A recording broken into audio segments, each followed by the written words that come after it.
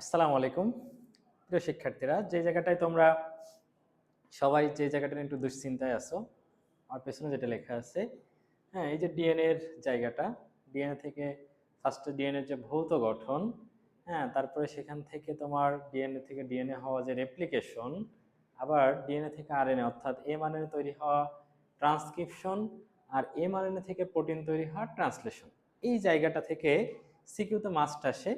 হ্যাঁ, তো তোমার এই জায়গাটা সবার একটু দুর্বলতা আছে, সেটা কেটে যাবে এখনই। আমরা ফার্স্টে দেখবো ডিএনএ ভৌত গঠন। এই ডিএনএ ভৌত গঠন সম্পর্কে তোমার যদি পুরোটা ক্লিয়ার করতে হয়, তাহলে আগে তোমাকে নিউক্লিক অ্যাসিড সম্পর্কে জানতে হবে। তাহলে এই যে নিউক্লিক অ্যাসিড, হ্যাঁ, নিউক্লিক অ্যাসিডে ফার্স্টে কি মনে রাখবা, নিউক্লিক অ্যাসিডের মধ্যে তিনটে উপাদান থাকে। হ্যাঁ, নিউক্লিক অ্যাসিডের মধ্যে কি কি উপাদান পাবা? একটা পাবা হচ্ছে পেন্টোজ সুগার। হ্যাঁ, তাহলে একটা পেন্টোজ সুগার, পেন্টোজ সুগারের সাথে আর কি পাবা? হ্যাঁ, নাইট্রোজেন ঘটিত রেশন, নাইট্রোজেন বেস, আর একটা হচ্ছে ফসফরিক অ্যাসিড বা ফসফেট। হ্যাঁ, তাহলে এই যে চারটা জিনিস পাচ্ছ, তিনটা জিনিস, একটা হচ্ছে পেন্টোজ সুগার, একটা হচ্ছে নাইট্রোজেন ঘটিত ক্ষারক, আর একটা হচ্ছে কি ফসফরিক অ্যাসিড অর্থাৎ অর্থাৎ ফসফেট। হ্যাঁ, তো এর মধ্যে যখন এই তিনটা একসাথে হয় তখন নিউক্লিওটাইড হয়, এবং আমরা জানি ডিএনএ একটা পলিনিউক্লিওটাইড চেইন। হ্যাঁ, এবং এর মধ্যে দুইটা যখন একসাথে হয় তখন নিউক্লিওসাইড। তার মানে পেন্টোজ সুগার আর নাইট্রোজেন বেস একসাথে হলে নিউক্লিওসাইড, আর এই তিনটা একসাথে হলে নিউক্লিওটাইড। এখন ফার্স্টে জানবা পেন্টোজ সুগার আবার দুই ভাগ, এটা তোমরা পড়ছো, একটা হচ্ছে রাইবোজ সুগার আর একটা ডিঅক্সিরাইবোজ সুগার। তাহলে একটা রাইবোজ আর একটা ডিঅক্সিরাইবোজ, তাহলে একটা রাইবোজ সুগার একটা ডিঅক্সিরাইবোজ সুগার। পার্থক্যটা কি? আমরা জানি পেন্টোজ সুগার তো 5 কার্বন বিশিষ্ট শর্করা, তাহলে সংকেত কি C5H10O5, আর এটা C5 এর 5ই থাকবে, H10ই থাকবে, কিন্তু O হয়ে যাবে 4, কারণ ডি মানে বাদ, অক্সি মানে একটা অক্সিজেন বাদ যাবে কত নাম্বার কার্বনে? 2 নাম্বার কার্বনে। আর এই ফসফরিক অ্যাসিড বা ফসফেট যুক্ত হবে কত কত কার্বনে? 3 আর 5 কার্বনে। তাহলে এইটুকু কথা তুমি জানলা। এখন এই যে পেন্টোজ সুগার বা নাইট্রোজেন ঘটিত ক্ষারক যেটা আছে, তুমি দুই প্রকার জানো, একটা আছে পিউরিন, পাইরিমিডিন, এটা সবাই জানো, পিউরিন 2 রিং, তার মধ্যে কি আছে? অ্যাডেনিন আর গুয়ানিন। হ্যাঁ, আর যেটা আছে থায়ামিন, সাইটোসিন আর ইউরাসিল, তারা আছে পাইরিমিডিনের মধ্যে আছে, এবং তারা 1 রিং। হ্যাঁ, এবং সাথে ফসফরিক অ্যাসিড বা ফসফেট আছে। তো আমরা ফার্স্টেই দেখবো যে এই যে এরা যখন একসাথে হবে, ফার্স্টেই মনে রাখবা যে এর মধ্যে যখন একটা রাইবোজ সুগারের সাথে যখন একটা এই যে যে তোমার 5টা নাইট্রোজেন বেজ আছে, অ্যাডিনিন, গুয়ানিন, সাইটোসিন, থায়ামিন আর ইউরাসিল, এর মধ্যে এই 4টা ডিএনএ তে তুমি এই 4টে পাবা। ডিএনএ এর মধ্যে এই নাইট্রোজেন বেস এই 4টা থাকে। আরএনএ এর মধ্যে কোনগুলা পাবা? এখানে কি এজিসি দুইজনের মধ্যে আছে, এখানে থায়ামিনের পরিবর্তে কি থাকবে? ইউরাসিল থাকবে। এখন আসো, যখন এই যে একটা রাইবোজ সুগারের সাথে যদি অ্যাডিনিন যোগ হয়, নাম হয়ে যায় কি? অ্যাডিনোসিন। তার সাথে একটা ফসফেট যুক্ত হলে কি হয়ে যায়? Adenosine monophosphate. আর একটা ফসফেট হলে অ্যাডিনোসিন ডাইফসফেট, অ্যাডিনোসিন ট্রাইফসফেট। এইভাবেই এটিপি, আরএনএ এর ক্ষেত্রে এটিপি হচ্ছে, জিটিপি হচ্ছে, সিটিপি হচ্ছে, আরেকটা হচ্ছে কি তোমার এই ইউটিপি হচ্ছে আরএনএ এর ক্ষেত্রে। আবার ডিএনএ এর ক্ষেত্রে কি হবে? DATP, deoxy adenosine triphosphate, deoxy guanosine triphosphate, deoxycytidine triphosphate, deoxythymidine triphosphate. তাহলে এই যে সামনে একটা ডিঅক্সি থাকছে, এবং এগুলা কেমন ভাবে হলো? যখন একটা ডিঅক্সিরাইবোসের সাথে যখন অ্যাডিনিন যুক্ত হয়, ডিঅক্সিঅ্যাডিনোসিন, তার সাথে একটা ফসফেট হলে ডিএএমপি, দুইটা হলে ডিএডিপি, তিনটা হলে ডিএটিপি। তাহলে এইভাবেই সবগুলা ট্রাইফসফেট পাচ্ছি। এগুলো লাগবে কেন? কারণ তোমার যখন প্রচুর শক্তি লাগবে, যখন ওই যে রেপ্লিকেশন করতে হবে, তাহলে এগুলো সব ট্রাইফসফেট থেকে আসে। এবং আমরা এই ডিএনএ থেকে আমরা এখন ফার্স্টেই জানবো, তাহলে নিউক্লিক অ্যাসিডের দুই ভাগে ভাগ করা যায়। নিউক্লিক অ্যাসিড দুই প্রকার, আমরা মনে রাখবো। নিউক্লিক অ্যাসিডের মধ্যে একটা আছে কি? ডিএনএ, আর একটা আছে আরএনএ। আর নিউক্লিক অ্যাসিডের উপাদান বললে তিনটা, একটা আছে পেন্টোজ সুগার, নাইট্রোজেন বেস আর ফসফরিক অ্যাসিড বা ফসফেট। তো এই যে ডিএনএ আর আরএনএ আমরা পড়াশোনা করব। ফার্স্টে যে ডিএনএ আছে, হ্যাঁ, অর্থাৎ ডিঅক্সিরাইবোনিউক্লিক অ্যাসিড, এই ডিএনএ কে বলা হয় কি? তোমরা সবাই জানো, জীবনের আণবিক ভিত্তি হচ্ছে ডিএনএ।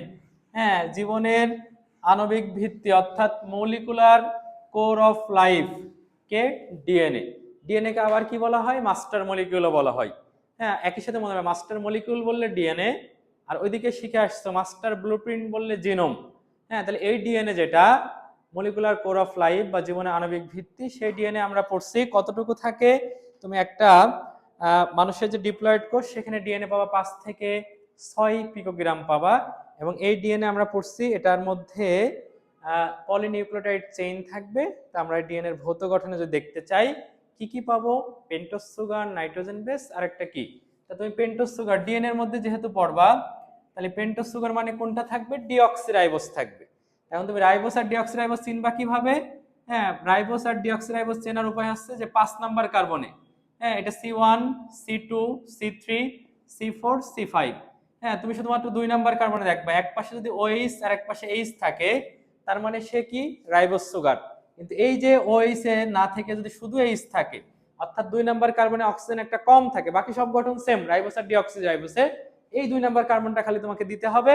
দুই পাশে যখন H থাকবে তখন সেটা হচ্ছে ডিঅক্সিরাইবোজ। যেহেতু তুমি ডিএনএ এর ভৌত গঠন শিখবা, তাহলে তোমাকে একটাই যে পেন্টোজ সুগারের কোনটা নিবা, ডিঅক্সিরাইবোজ সুগার নিবা।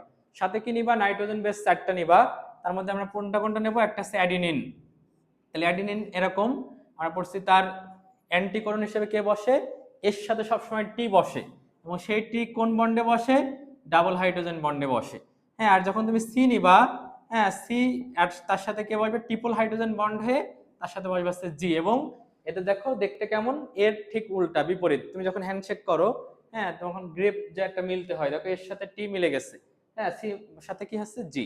এবং সবসময় মনে রাখবে এটি আর টি এ অথবা জিসি সিজি, এবং এ আর টি এরা ডাবল হাইড্রোজেন বন্ডে থাকে, আমরা বলছি সিজি অথবা জিসি এরা থাকবে ট্রিপল হাইড্রোজেন বন্ডে।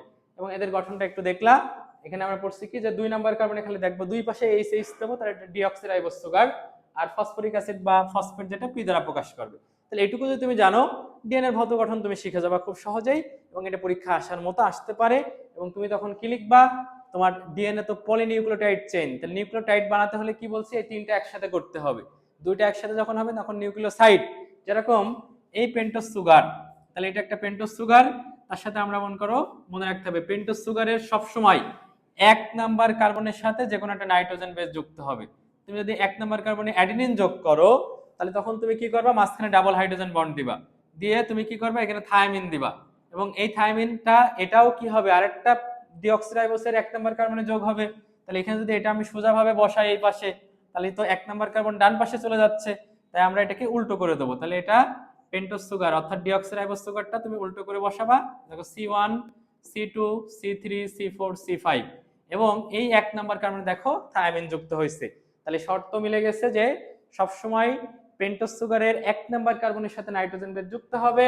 আরেকটা কথা, 2 নাম্বার কার্বনে কি থাকবে, দুই পাশে এইচ থাকবে, ও থাকবে না। হ্যাঁ, এইভাবে তুমি একটা বসালা, এটার পরে আরেকটা তুমি বসালা, আরেকটা মনে করো পেন্টোজ সুগার দিলা, তাহলে এখানেও কি C1, C2, C3, C4, C5। হ্যাঁ, 2 নাম্বার কার্বনে খালি কি দিবা, দুই পাশে এইচ দিবা, 1 নাম্বার কার্বনে নাইট্রোজেন বেস বসাবা। তুমি যে কোনো কিছু বসাতে পারো, এ টি সি জি, এই চারটার কোনো সময় ইউ বসানো যাবে না, কারণ ডিএনএ এর মধ্যে ইউরাসিল থাকে না। বাকি চারটার যে কোনো একটা শুরু করবা, ঠিক তার যেটা দিবা অ্যান্টিকোডন বসাবা, এবং জি দিলে অবশ্যই ট্রিপল হাইড্রোজেন বন্ড, এবং তার এর অ্যান্টিকোডনে কি দিবা, সি দিবা। হ্যাঁ, এবং এখানেও তাহলে তোমার একটা পেন্টোজ সুগারটাকে উল্টো করে বসাতে হবে। হ্যাঁ, তাহলে এখানেও তুমি C1, C2, C3, C4, C5, 2 নম্বরের কার্বনে কি দিবা, এইচ। হ্যাঁ, তো এইগুলো যে আমি দিছি এভাবে যত দেবো আমরা, হ্যাঁ বসতেই থাকবে, এই জন্য পলি বলা হচ্ছে। এখন খেয়াল রাখো, এগুলো কিন্তু পলি নিউক্লিওটাইড এখনো হয় নাই। এখানে কি আছে, এটা একটা পেন্টোজ সুগার বা ডিঅক্সিরাইবোজ সুগার, তার সাথে একটা নাইট্রোজেন বেস যুক্ত হয়েছে, দুইটা একসাথে হলে নিউক্লিওসাইড। তাহলে এরা এখনো পর্যন্ত নিউক্লিওসাইড।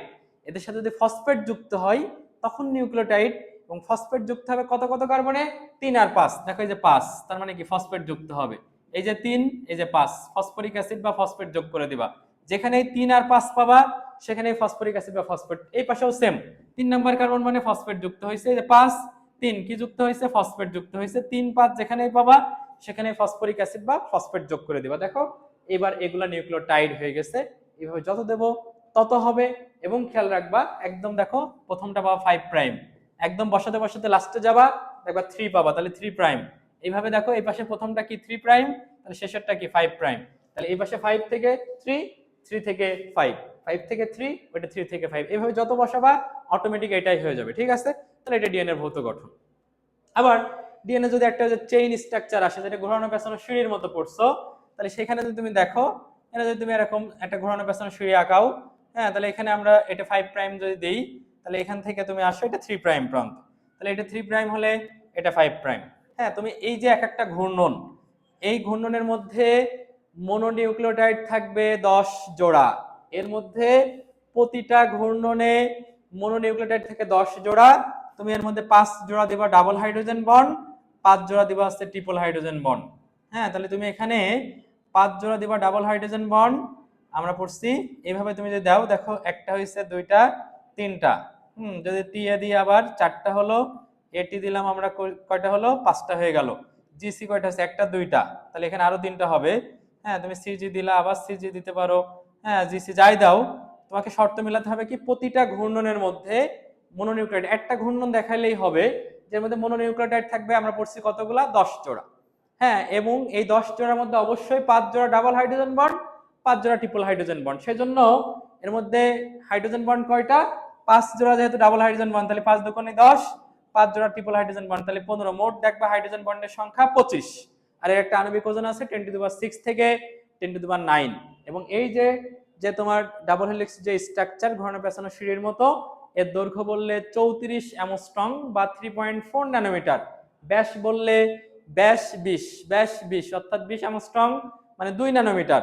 আর একটা ঘূর্ণন থেকে আরেকটা ঘূর্ণনের দৈর্ঘ্য বললে সেটা 3.4 অ্যামস্ট্রং বা 0.34 ন্যানোমিটার। এবং এর মধ্যে শর্ত কি? সবসময় এর সাথে টি হবে ডাবল হাইড্রোজেন বন্ডে, অথবা টিএ। আর সির সাথে জি অথবা জির সাথে সি, ট্রিপল হাইড্রোজেন বন্ড থাকবে। এটা একটু খেয়াল রাখলে তোমার দেখো ডিএনএ ভৌত গঠন বা চেইন স্ট্রাকচার যেটাই আসুক তুমি এটা এখন পারবা। এরপরে আসো ডিএনএ থেকে যখন ডিএনএ হবে, যেটাকে আমরা রেপ্লিকেশন বলি। হ্যাঁ, ডিএনএ থেকে ডিএনএ হওয়া, এটাও একটা গুরুত্বপূর্ণ চলে আসার মতো। তাহলে ডিএনএ থেকে আমরা এখন ডিএনএ দেখবো, যেটা যেটা হচ্ছে রেপ্লিকেশন। ডিএনএ থেকে যখন ডিএনএ তৈরি হবে সেটাকে তুমি রেপ্লিকেশন বলবা। এবং আমরা জানি ডিএনএ তো ডাবল হেলিক্স স্ট্রাকচার, যেটা ঘোরানো পেঁচানো সিঁড়ির মতো। তাহলে রেপ্লিকেশন হতে হলে আগে প্যাচ খুলতে হবে। হ্যাঁ, তাহলে এই যে রেপ্লিকেশনের জন্য তুমি মনে রাখবা আগে কি হওয়া লাগবে? প্যাচ খুলতে হবে। এখানে কিছু শক্তি লাগবে বন্ড ভাঙার জন্য। তো এই জায়গায় তোমার আগে কিছু মনে রাখতে হবে যে তুমি যেহেতু ডিএনএ থেকেই ডিএনএ হবে, তাইলে তোমার একটা ডিএনএ সাঁচ লাগবে। হ্যাঁ, তাহলে প্রথমে একটা ডিএনএ সাঁচ নিতে হবে, এবং একই সাথে এর মধ্যে কিছু নিউক্লিওটাইডের ট্রাইফসফেট মানে D ATP, D TTP, D CTP, D GTP, মানে এই 4টা ট্রাইফসফেট যেহেতু শক্তি লাগবে বন্ড ভাঙা বা তোমার লাগানোর জন্য। এবং এর মধ্যে কিছু সহযোগী প্রোটিন লাগবে, কিছু এনজাইম লাগবে। এনজাইমের মধ্যে যেরকম আছে কি তোমার একটা আছে কি হেলিকেস, তারপরে গাইরেস, টোপোআইসোমারেস, সিঙ্গেল স্ট্র্যান্ড বাইন্ডিং প্রোটিন লাগবে। এগুলো সবগুলোকে একসাথে বলা হয় রেপ্লিকেশন কমপ্লেক্স। তাহলে এই জিনিসগুলো নিবা, নিয়ে এখানে শুরু করবা। ফার্স্টেই মনে করো এদিকে পেঁচায়ে আছে। হ্যাঁ, তাহলে ডিএনএ তো পেঁচায়ে থাকে, এখান থেকে প্যাচ থেকে আস্তে আস্তে কি হবে? প্যাচ খুলবে। হ্যাঁ, তাহলে প্যাচ আস্তে আস্তে খুলবে। প্যাচ খুলে আস্তে আস্তে কিসের মতো হবে? ওয়াই আকৃতির একটা ফর্ক তৈরি করবে। তাহলে ডিএনএ এর এটা মনে করো 5 প্রাইম প্রান্ত, তাহলে এটা কি 3। হ্যাঁ, তাহলে এটা যদি 3 হয়, এটা হবে কি 5, আর এটা হবে কি তাহলে 3। তাহলে এই যে তোমার একটা ডিএনএ এদিকে পেঁচায় পেঁচায় ছিল, রেপ্লিকেশন হওয়ার জন্য আগে কি হবে? প্যাচটা আস্তে আস্তে খুলবে। হ্যাঁ, কারা খুলবে, কিভাবে খুলবে সেটা আমরা এখন দেখবো। ফার্স্টে মনে রাখবা যেখানে ডিএনএ রেপ্লিকেশনের শুরু হয় এটাকেই বলা হচ্ছে অরি বলা হয়, অরিজিন অফ রেপ্লিকেশন। এখানে কে কাজ করে? Helicase enzyme. তোমরা সবাই জানো এনজাইমের লাস্টে এস থাকে, তাহলে এখানে যে এনজাইম কাজ করে তার নাম হচ্ছে কি? হেলিকেস। তাহলে যখন হেলিকেস এনজাইম এই অরি বিন্দুতে যখন আসে, এসে যখন তোমার ডিএনএ এর প্যাচটা খোলে, এটাকেই বলা হচ্ছে সূচনা বিন্দু। এবং এর মধ্যে তখন এটা দেখতে দেখতে আস্তে ওয়াই আকৃতির মতো হয়, এটাকে রেপ্লিকেশন ফর্ক বলা হয়। তাহলে এটাকে তুমি বলবা কি? Replication fork. এবং এটা আমরা পড়ছি কি হেলিগেস যে শক্তিটা হাইড্রোজেন বন্ড ভাঙার জন্য যে শক্তিটা পাই, সেই শক্তি কই থেকে আসে? এটিপি থেকে আসে, কারণ তুমি জানো শক্তি মুদ্রাকে এটিপি। হ্যাঁ, এবং এখানে তুমি খেয়াল করলে দেখবা এখানে যদি এ থাকে এখানে থাকবে টি। হ্যাঁ, এখানে টি থাকলে এখানে আসছে এ, এখানে সি থাকলে এখানে কি জি। হ্যাঁ, জি থাকলে সি, তাহলে এইভাবে আর কি বসবে, এটা তোমরা জানো সবাই। এখন আসো কথাই, সেটা হচ্ছে তোমার প্রথমে হেলিকেস খুলে দিল, তারপরে এদের মধ্যে যেহেতু এই যে তোমার হাইড্রোজেন বন্ড আছে, তাহলে প্যাচ প্রথমে খুলে দিলেও কি এদের মধ্যে তো আকর্ষণ তো আছেই, হাইড্রোজেন বন্ডের কারণে পুনরায় কি এক হতে চাই। এরা যেন আবার এই পাশে যে প্যাচ না লাগতে পারে তার জন্য এই কাজটা করবে কে? গাইরেস, টোপোআইসোমারেস এনজাইম। তাহলে কে করবে? পুনরায় যেন প্যাচ না লাগতে পারে সেটার জন্য এদিকে কে কাজ করতেছে? টোপোআইসোমারেস। যারা আদি কোষী তাদের ক্ষেত্রে এই একই কাজটা করে দেবে গাইরেস। আবার এরা আমরা বলছি কি যেহেতু দুই স্ট্যান্ড একটা একটার পরিপূরক এবং হাইড্রোজেন বন্ড এরা আবার কি যুক্ত হতে চায়। হ্যাঁ, এবং সিঙ্গেল স্ট্যান্ড বাইন্ডিং প্রোটিন এই দুইটা বন্ডের সাথে যুক্ত হয়ে যায় আলাদা আলাদা ভাবে। তাহলে এই সিঙ্গেল স্ট্র্যান্ড বাইন্ডিং প্রোটিন এসএসবিপি, যেহেতু নামের মধ্যেই সিঙ্গেল, তাহলে এরা আর পুনরায় হাইড্রোজেন বন্ডকে এক হতে দেয় না, দুইটাকে সিঙ্গেল রাখে। তাহলে প্রথমে হেলিকেজ শুরু করে দিল, টোপোআইসোমারেজ আলাদা রাখার জন্য চেষ্টা করলো, এটা আবার গাইরেজ করলো আদি কোষের ক্ষেত্রে, পুনরায় যেন হাইড্রোজেন বন্ড কোনোভাবে যোগ না হয়, তাই দুইটা বন্ডের সাথে দুইটা সিঙ্গেল স্ট্র্যান্ড বাইন্ডিং প্রোটিন যুক্ত হয়ে গেল।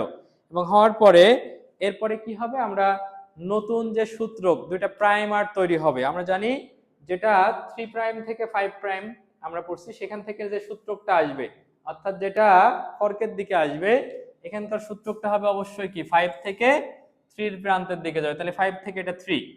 আর যেটা 5 থেকে 3 আছে সেখানকার সূত্রক হবে কি, এটা 3 থেকে 5 হবে। এবং আমরা মনে রাখবো যে ওটা 5 থেকে 3 দিকে যে সূত্রকটা তৈরি হয় সেটা একটা নিরবচ্ছিন্ন ভাবে হবে। হ্যাঁ, যে প্রাইমেস এনজাইমের সাহায্যে প্রাইমার তৈরি হবে এবং তার মধ্যে কোনো খণ্ড বিখণ্ড থাকবে না, কিন্তু যেটা 3 থেকে 5 এর দিকে যাবে, হ্যাঁ, তার মাঝে মাঝে কিছু কিছু কি থাকবে, খণ্ড খণ্ড দেখা যাবে। এই খণ্ড খণ্ডগুলোর নাম হচ্ছে ওকাজাকি খণ্ড। তাহলে যেটা 5 থেকে 3 এর দিকে যাচ্ছে সেটাকে আমরা লিডিং সূত্রক বলছি, এবং এই লিডিং সূত্রকের মধ্যে কোনো খণ্ড থাকছে না, এবং এটা একটা নিরবচ্ছিন্নভাবে একটা প্রাইমার তৈরি করছে। যে 3 থেকে 5 যেটা, সেটাকে আমরা ল্যাগিং সূত্রক বলছি, এবং এটার মধ্যে আমরা কি পাচ্ছি, যে এটার মধ্যে কিছু খণ্ড খণ্ড থাকবে, যেটাকে বলবো আমরা ওকাজাকি খণ্ড। হ্যাঁ, এবং এই ওকাজাকি খণ্ডগুলোকে পরবর্তীতে যে লাগাবে, এই খণ্ডগুলো হচ্ছে ওকাজাকি খণ্ড। এগুলাকে লাগায় যে, তার নাম হচ্ছে লাইগেস এনজাইম। লাইগেস সব সময়ের জন্য মনে রাখবা, যে কোনো কিছু লাগাই লাইগেস, লিপিড ভাঙে লাইপেস। এই লাইগেস ডিএনএ এর ওকাজাকি খণ্ড লাগাচ্ছে। এই যখন তুমি ক্রসিং ওভার পড়ছো তখনও লাগাইছে লাইগেস, যখন তুমি রিকম্বিনেন্ট ডিএনএ পড়ছো সেখানেও লাগাইছে লাইগেস। তাহলে লাগাই লাইগেস, যখন ডিএনএ লাইগেস এনজাইম যখন লাগিয়ে দিচ্ছে তখন কি খণ্ডগুলো আবার ওকাজাকি খণ্ডগুলো পূরণ হয়ে যাচ্ছে, দুইটা সূত্রক হয়। এবং এই যে দুইটা নতুন সূত্রক হলো, এটাই ডিএনএ রেপ্লিকেশন। হ্যাঁ, এবং আমরা জানি নতুন সূত্রকে সবসময় একটা মাতৃ ডিএনএ আর একটা অপত্য ডিএনএ এক হয়, অপর পাশের মাতৃ আর অপত্য ডিএনএ এক হয়ে দুইটা নতুন ডিএনএ তৈরি করে ফেলায়। এটাকেই বলা হচ্ছে ডিএনএ রেপ্লিকেশন, মানে ডিএনএ অনুলিপন বা প্রতিলিপন, অর্থাৎ ডিএনএ থেকে ডিএনএ তৈরি হলো। হ্যাঁ, এবং এই ডিএনএ থেকে ডিএনএ তৈরি হওয়ার সময় কিছু আমরা পড়ছি সবসময় এর সাথে টি বসবে, টির সাথে এস, সির সাথে জি অথবা জির সাথে সি। এখানে কিছু যদি মিসম্যাচ হয়ে যায় তাহলে তখন সেটাকে প্রুফ রিডিং দিয়ে আবার ঠিক করে ফেলতে হয়, মানে ঠিক করে আর কি। এর সাথে সি বসলে তখন সি সরিয়ে টি চলে আসে। এবং এই মিসম্যাচের জন্য তিনটা সমস্যা হতে পারে, একটা স্কিন ক্যান্সার হতে পারে, কোলন ক্যান্সার হতে পারে, আর একটা চর্মরোগ হতে পারে যার নাম জেরোডার্মা পিগমেন্টোসাম। তাহলে এগুলো মনে রাখলা, এটা ডিএনএ রেপ্লিকেশন। হ্যাঁ, ডিএনএ রেপ্লিকেশনের পরে ডিএনএ থেকে যখন আরএনএ হবে সেটাকে তুমি বলবো হচ্ছে ট্রান্সক্রিপশন। তাহলে ডিএনএ থেকে যখন আরএনএ হয় বা এমআরএনএ হয় সেটা হচ্ছে ট্রান্সক্রিপশন। তাহলে তোমার এই ট্রান্সক্রিপশনের জন্য কিসের সাস লাগবে, আরএনএ ডিএনএ সাসই লাগবে। তাহলে তুমি এখানে একটা ডিএনএ সাস নিলা। হ্যাঁ, আমরা ডিএনএটা আলাদা করে নিলাম, এটা হচ্ছে 5 প্রাইম প্রান্ত ধরো, এটা 3 প্রাইম, তাহলে এটা হচ্ছে 3 প্রাইম, এটা হচ্ছে 5 প্রাইম। তাহলে এই যে সূত্র দুইটা আছে আমরা পড়ছি, এই সূত্র মনে এরা তো পেঁচায় থাকে, আমরা প্যাচ খুলে নিচ্ছি যেহেতু এখানে ট্রান্সক্রিপশন হবে। এবং তুমি মনে রাখবে ট্রান্সক্রিপশনে আমরা জানি ডিএনএ এখানে এ থাকলে এখানে কি থাকবে টি, এখানে সি থাকলে এখানে জি, হ্যাঁ, এখানে এ থাকলে এখানে টি, এ থাকলে টি, আমরা পড়ছি সি থাকলে জি, এ থাকলে টি, হ্যাঁ, আমরা পড়ছি সি থাকলে জি, এ থাকলে টি, টি থাকলে এ। হ্যাঁ, তা আমরা জানি এই যে দুটো সূত্রক আছে, একটা 5 প্রাইম থেকে 3 প্রাইম, এটা 3 থেকে 5 প্রাইম, তোমার মনের মধ্যে ইচ্ছা মতো তুমি বসাইলা। এখন এই যে যখন ট্রান্সক্রিপশন হবে অর্থাৎ ডিএনএ থেকে এমআরএনএ হবে, আমরা জানি ডিএনএ দ্বিসূত্রক, আরএনএ কিন্তু ভাই এক সূত্রক। তাহলে এই যে একটা সূত্রক হবে, তাহলে এখান থেকে যে নতুন সূত্রকটা হবে সেটা অবশ্যই সেই সূত্রকটা 5 থেকে 3 প্রাইমের দিকে যাবে। তাহলে যদি যেহেতু নতুন একটাই সূত্রক এবং সেটা 5 থেকে 3 প্রাইম সূত্রক, তাহলে এর মধ্যে যে কোনো একটা থেকে এর কোডনটা নেবে। তাহলে এটা যেহেতু 5 থেকে 3 আছে, তাহলে এটা থেকে নতুন করে 5 থেকে 3 হওয়ার সুযোগ নাই। তাহলে যখন এটা 3 থেকে 5 যে সূত্রকটা, সেটা থেকেই 5 থেকে 3 সূত্রক হবে। তার মানে এটাকে আমরা ভুলে যাব। এখানে টি আছে, এর অ্যান্টিকোডন আমরা বসাবো কি এ, সি আছে, অ্যান্টিকোডন বসাবো কি জি, এ আছে, এখানে যদি তুমি টি বসাও তখনই তোমার ভুলটা হয়ে যাবে। তাহলে কারণ এখানে তো টি আছেই, তাহলে তোমার এখানে সেন্সটা কি আসবে, খালি এর অ্যান্টিকোডন টি না বসে ইউ বসবে। দেখো এ আছে, টি না বসে ইউ হবে, জি সি হবে, হ্যাঁ, এ জায়গায় টি না বসে ইউ হবে, হ্যাঁ, সি থাকলে জি হবে, এটা ইউ হবে, টির জায়গায় এই হবে। তাহলে এই যে খালি সেন্স, দেখো এখানে ইউরাসিল চলে আসছে, কারণ তুমি জানো ডিএনএ এর মধ্যে থায়ামিন থাকলেও আরএনএ এর মধ্যে থায়ামিন থাকবে না, থায়ামিনের পরিবর্তে কি থাকবে, ইউরাসিল থাকবে। তাহলে এটা হচ্ছে ডিএনএ থেকে এমআরএনএ তৈরি হওয়া, অর্থাৎ ট্রান্সক্রিপশন। আরেকটা হচ্ছে কি ট্রান্সলেশন। ট্রান্সলেশনে তুমি পড়ছো, এটা আরো সহজ, এটা তোমাদের বই একটু কঠিন করে দেওয়া। ট্রান্সলেশনে মূলত কি হয়, ট্রান্সলেশন জানতে হলে তোমার জানতে হবে যে এই যে এমআরএনএ, সেটা থেকে প্রোটিন তৈরি হবে। তো প্রোটিন কিভাবে তৈরি হয়, অ্যামিনো অ্যাসিড মিলে তৈরি হয়। তো এই অ্যামিনো অ্যাসিড কারা নির্দেশ করে, যারা কোডন। তাহলে আগে তোমাকে জেনেটিক কোড বা কোডন সম্পর্কে পড়তে হবে। তাহলে জেনেটিক কোড টোটাল তোমরা পড়ছো যে 3টা অক্ষর একসাথে মিলে এক একটা জেনেটিক কোড বা কোডন তৈরি করে, এবং এই এক একটা জেনেটিক কোড বা কোডন টোটাল কয়টা আছে, 64টা কোডন আছে। এই 64টা কোডনের মধ্যে একটা আছে শুরুর কোডন AUG। এই কোডনটা কোন অ্যামিনো অ্যাসিডকে নির্দেশ করে, মেথিওনিন। তাহলে শুরুর কোডন AUG, সে নির্দেশ করে মেথিওনিন। 3টা স্টপ কোডন আছে, একটা UAA, UAG, UGA। এই 3টা সমাপ্তি কোডন, এরা কোনো অ্যামিনো অ্যাসিড নির্দেশ করে না। তাহলে টোটাল 64 কোডনের 3টা স্টপ কোডন, আর বাকি 61টা যে কোডন আছে তার মধ্যে কিছু কোডন আছে যে অনেকগুলো কোডন একই অ্যামিনো অ্যাসিডকে নির্দেশ করে। কারণ আমরা জানি 20 প্রকার অ্যামিনো অ্যাসিড একসাথে মিলে প্রোটিন তৈরি হয়, এবং এই 61টা কোডন এরা 20 প্রকার অ্যামিনো অ্যাসিডকে নির্দেশ করে, যার মধ্যে শুরুর কোডন AUG, সে নির্দেশ করে কাকে, মেথিওনিনকে। তা তুমি যদি ট্রান্সলেশন করতে চাও তাহলে তোমাকে আগে কয়েকটা অ্যামিনো অ্যাসিডের নাম মুখস্থ করতে হবে এবং কোন কোডন সেটা নির্দেশ করছে। ফার্স্টে AUG-টা তোমরা সবাই জানো, মেথিওনিন। হ্যাঁ, এরপরে বড় গু ভালো, গু ভালো, তাহলে গু থাকলেই পড়বা হচ্ছে ভ্যালিন। তাহলে গুর সাথে মানে GUA থাক আর GUC থাক আর GUU থাক আর যাই থাক না কেন, GUC থাক, GU থাকলে গু ভালো, তাই মনে রাখবে ভালো মানে কি, ভ্যালিন। তাহলে ভালো মানে ভ্যালিন। মানে বাস কু, কু থাকলে কুতে লি, হ্যাঁ কুলি পড়বা, কুলি। লি থাকছে কি, লিউসিন। তাহলে কু থাকলে লিউসিন মনে রাখবা। হ্যাঁ, তারপরে পড়বা ইউসিসি থাকলে সেরি ইউসিসি কসিং এ পড়ে, তাহলে কি মনে রাখবা, সেরি ইউসি কসিং এ পড়ে। তাহলে সেরি মানে কি, সেরিন। হ্যাঁ, তাহলে ইউসি থাকলে সেরিন। আর পলিরে দেখে বলবা সিসি পলি, তাহলে সিসি থাকলে সেটা হচ্ছে পলি মানে কি, প্রোলিন। এরকম তুমি কয়েকটা অ্যামিনো অ্যাসিডের নাম মনে রাখবা, তাহলে তোমার দেখবা যে তোমার ওই ট্রান্সলেশনটা হয়ে যাচ্ছে। হ্যাঁ, এখন ট্রান্সলেশনে কি হয়, এখানে রাইবোজোম এসে যুক্ত হয়। এখানে তোমার প্রথম যে শুরু করে আমরা পড়ছি এমআরএনএ, এখানে তোমার নিয়ে আসতেছে, এবং এই ট্রান্সলেশনে তুমি পড়বা। তাহলে ফার্স্টে যেটা হবে এর মধ্যে কি পাবা, প্রথমে তোমার এমআরএনএ তে যেটা হচ্ছে তোমার জেনেটিক এমআরএনএ, যেটা মেসেঞ্জার আরএনএ আমরা বলছি, এটা বার্তাবহ আর কি, যার ডিএনএ থেকে জেনেটিক কোড কপি করে নিয়ে আসে, এবং এটা প্রোটিন সংশ্লেষণের সাস রূপে ব্যবহৃত হয়। এবং টিআরএনএ ট্রান্সফার করে, যেটা হচ্ছে সুনির্দিষ্ট অ্যামিনো অ্যাসিডকে বহন করে। তো আমরা জানি যে বিভিন্ন অ্যামিনো অ্যাসিড আছে, সেটাকে বহন করবে কে, যে ট্রান্সফার আরএনএ, যেটা টিআরএনএ। এবং প্রতিটা অ্যামিনো অ্যাসিডের জন্য কমপক্ষে একটা করে টিআরএনএ থাকবে, এবং টিআরএনএ আমরা পড়ছি খুবই ছোট, এটার মধ্যে নিউক্লিওটাইড থাকে 75 থেকে 90টা। এবং যে টিআরএনএটা আমরা পড়ছি যে এখানে তোমার অবশ্যই প্রত্যেকটা অ্যান্টিকোডন বসবে। যদি AUG হয় তার অ্যান্টিকোডন তুমি জানো, এর অ্যান্টিকোডন হচ্ছে ইউ, ইউ এর অ্যান্টিকোডন A, জি এর অ্যান্টিকোডন কি, সি। হ্যাঁ, এবং আমরা সূচন কোডন যেটা, সেটা সুনির্দিষ্ট। হ্যাঁ, তাহলে তোমাকে যে কোনো ট্রান্সলেশন যখন শুরু করবা অবশ্যই একটা সাস নিবা, সেটা আরএনএ সাস। এই আরএনএ এর শুরুতে তুমি কি দিয়ে শুরু করবা, AUG, এটা সুনির্দিষ্ট। আর একদম থামাই দিবা লাস্টে যখন, তখন তুমি ওই তিনটার যে কোনো একটা দিয়ে থামাতে হবে, কারণ ওরা কোনো অ্যামিনো অ্যাসিডকে নির্দেশ করে না। এবং যে টিআরএনএ প্রথমে মেথিওনিনকে নিয়ে রাইবোজোমে আসে তাকে বলা হচ্ছে ইনিশিয়েটর টিআরএনএ। তাহলে যে নিয়ে আসতেছে, আমরা পড়ছি রাইবোজোমের মধ্যে নিয়ে আসবে, যে রাইবোজোমের 3টা সাইট থাকে, 3টা সাইট কি পড়বা, ইপিএ, ইতে এক্সিট সাইট, পিতে পেপটিডাইল সাইট, এতে হচ্ছে অ্যাটাচমেন্ট সাইট। এবং এই রাইবোজোমের যে নিয়ে আসবে প্রথম যে আরএনএ অ্যামিনো অ্যাসিডকে নিয়ে আসবে তার নাম হচ্ছে ইনিশিয়েটর টিআরএনএ। এবং অ্যামিনো অ্যাসিড আমরা কত প্রকার জানি, 20 প্রকার। তারা কত প্রকার কোডন এ 20 প্রকার অ্যামিনো অ্যাসিডকে নির্দেশ করে, 61 প্রকার, কারণ ওই 3টা কোনো অ্যামিনো অ্যাসিডকে নির্দেশ করে না। হ্যাঁ, তাহলে এটাই তুমি একটু সহজ করে শিখবা। সেটা আমরা যদি এইভাবে দেখি, দেখো যে তোমার ফার্স্টে তুমি একটা, তাহলে এবার নিবা কি, যেহেতু লাস্ট কি পাইছো, আরএনএ পাইছো, এমআরএনএ, তাহলে তুমি একটা এমআরএনএ সূত্রক নিলা। এবং আরএনএ তোমরা জানো একটাই সূত্রক, সেটা 5 থেকে 3 প্রাইমের দিকে যাবে। হ্যাঁ, তাই সূত্রকের আমি বলেছি কি তোমার মনের মতো বসাইতে পারো, তবে জানতে হবে যে কোন কোডন কোন অ্যামিনো অ্যাসিড নির্দেশ করে। তা আমরা ফার্স্টে বসালাম কি, শুরুর কোডন বসালাম AUG, কারণ আমরা জানি স্টার্ট করতে হবে AUG দিয়ে, এবং সে কাকে নির্দেশ করবে, মেথিওনিনকে। এরপরে তোমাকে শেখাইছি কি, গু ভালো, তাহলে তুমি গু নিলা, কারণ তুমি জানো গু মানে ভ্যালিন। হ্যাঁ, তারপরে সিসি বললা, গুর কথা শুনে সিসি বললে আমরা বলছি কি কি, তুমি পড়ছো সিসি পলি, অর্থাৎ পলিতে প্রোলিন। আবার পড়ছি সেরি ইউসিসি তে পড়ে, তাই ইউসিসি কসিং এর নাম দিলা, সেরি পড়ে, তাহলে সেরি মানে সেরিন। আমরা পড়ছি কি যে, তারপরে সাপোজ তুমি কু থাকলে লি, তাহলে লিউসিন, তাহলে কু নিলা।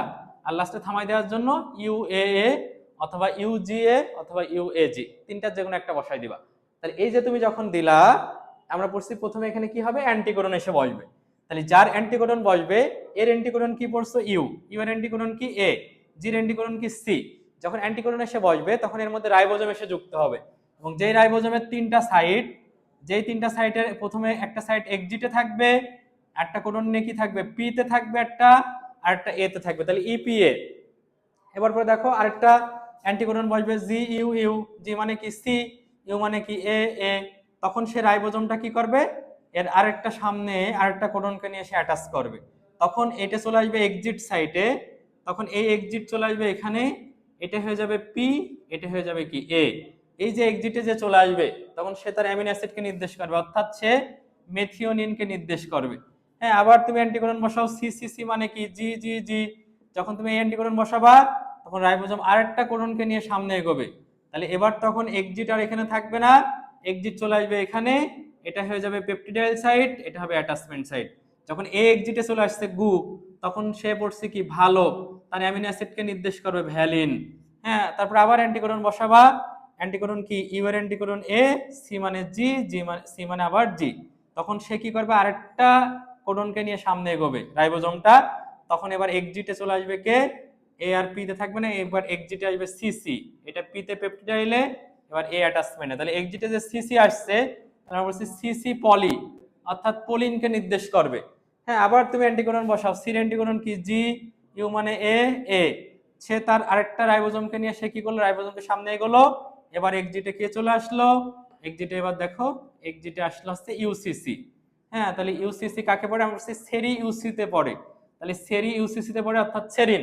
আবার অ্যান্টিকোডন বসাও ইউ এ এ, অর্থাৎ এ ইউ ইউ, তখন সে তার একটা অ্যান্টিকোডন কিনে সামনে আবার এগোচ্ছে, তখন এবার এক্সিটে চলে আসছে কে, এটা কু এক্সিটে আসছে ইপিএ। তাহলে কুতে আসছে আমরা পড়ছি কু মানে কি লি, অর্থাৎ লিউসিন, তাহলে লিউসিনকে নির্দেশ করছে। দেখো লাস্টে আর এ কাউকে নির্দেশ করে না, কারণ এ হচ্ছে স্টপ কোডন। তাহলে তোমার এটাই হচ্ছে ট্রান্সলেশন।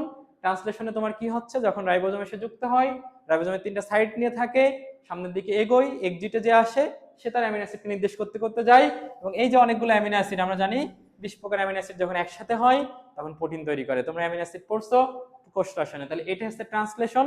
ট্রান্সলেশনে কি হলো, অ্যামিনো অ্যাসিড একসাথে হয়ে কি তৈরি করলো, প্রোটিন তৈরি করলো।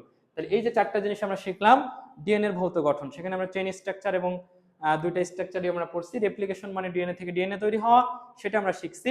হ্যাঁ, এবং আমরা পড়ছি ডিএনএ থেকে যখন এমআরএনএ হয় ট্রান্সলেশন ও ট্রান্সক্রিপশন শিখছি, আর এমআরএনএ থেকে প্রোটিন তৈরি হয় যে ট্রান্সলেশন, সেটা আমরা শিখে গেলাম।